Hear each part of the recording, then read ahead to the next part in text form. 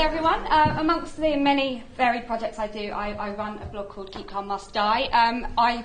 We had a speaker drop out yesterday, so I've done this hastily prepared presentation on what I think is one of the most important issues facing communicators today, which is why the Keep Calm meme really must die.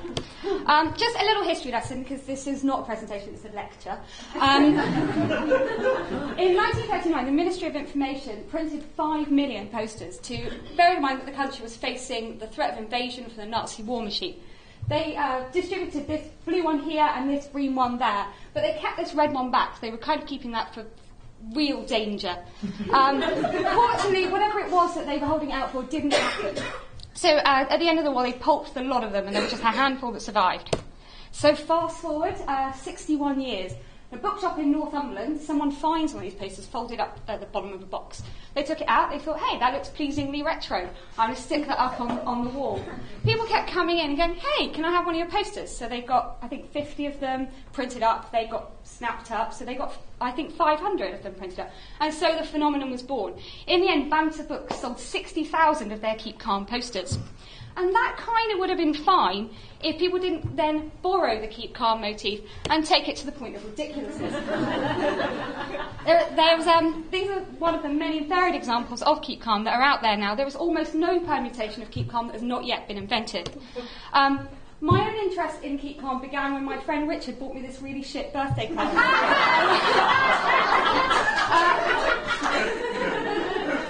When I got this, I thought, you know what, Keep Calm really has gone too far. I'm going to start documenting the world of Keep Calm. Now, what this project has taught me is never start a blog about things you don't like, because what happens then is people just continue to send examples of it to you, and you can never avoid it ever again. Don't do that. Now, I'll start off with cards. So I think the card industry has a lot of it takes a lot of the blame for the Keep Calm phenomenon. They began by sort of borrowing the Keep Calm theme, and Keep Calm still put random phrase here. But then it went one step further, and they just put any old random phrase in gilt hands with a crown on top and thought it was funny. Now, then this is sort of a growing trend here, which is the localised Keep Calm. And then they sort of expanded into what they call coasters, cards. In fact, every card shop now has a Keep Calm corner full of tags, T-shirts, mugs, all sorts of things that you don't want. Retailers then... Retailers realised there was a few quid to be made by putting Keep Calm on any old crap they could find and selling it. It began badly and then continued going downhill. This is the favourite. Then it started turning up in pound shops. Primark, there's a lot of it in Primark. I think this one is brilliant because it's not too shy about being quite close to a load of bollocks. This one I think is this is another Primark special, but it shows that emerging trend of the Keep Calm mashup, which is to take the Keep Calm, or take something off the TV and just sort of shoehorn it into a Keep Calm poster. So I actually saw someone wearing one of these in real life. But then they kind of moved beyond putting Keep Calm on things and selling it to using Keep Calm itself to sell other things that don't already have Keep Calm on them. There are some things left, apparently. And you see a lot of this all over social media. My main bit of advice is if any supplier tries to sell their services to you with a Keep Calm, steer well clear. Nonetheless, Sony Mobile and indeed a number of other brands have failed to heed that particular message.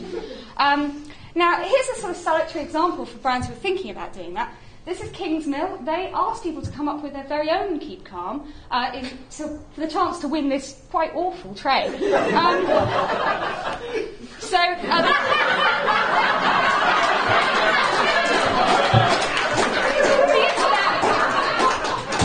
kind of responded how you'd expect. This is the tray itself. I saw it in a charity shop. Not very often. The thing in charity shops is I can kind of forgive it in a charity shop because they don't really know any better. They haven't got the resources to come up with really good marketing. On the other hand, frankly, Clinique, what are you thinking? Argos, and political parties, they've gone on the Keep Calm bandwagon. I think there's not a single political party in the world that's not currently using Keep Calm for some reason. I think the reason they do that is that Keep Calm sort of transcends class barriers. So it turns up in East Dulwich, Essex. I quite love this one. Let's just say what's going on. That really makes it for me. But I think where the keep calm phenomenon really sort of, you can see the true ridiculousness of it and why it really, really has to stop is Etsy. So for people who aren't familiar with Etsy, it's a kind of online marketplace for people who like ersatz vintage crap. Now, on Etsy, there are currently, I think there are 21,889 different keep calm items.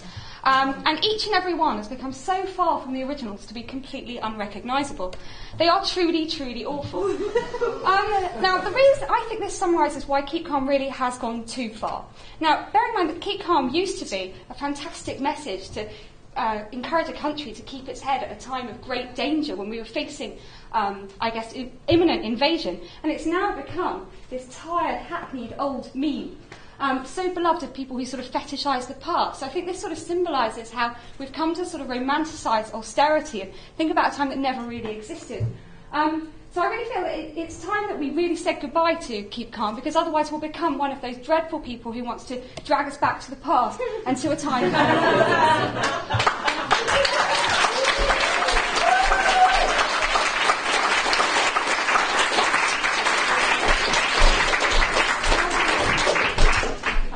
If you want to see more dreadful Keep Calms there, Thanks, Sharon. That's fantastic. Right, that brings us